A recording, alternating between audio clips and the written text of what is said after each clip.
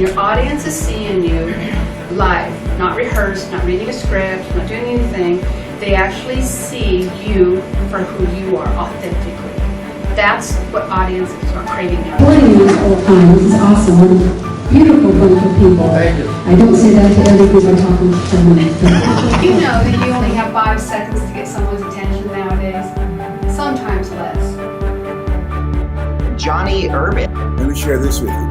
If I had a choice between $5,000 on a McDonald's franchise and $5,000 on you, I'll take you in a heartbeat.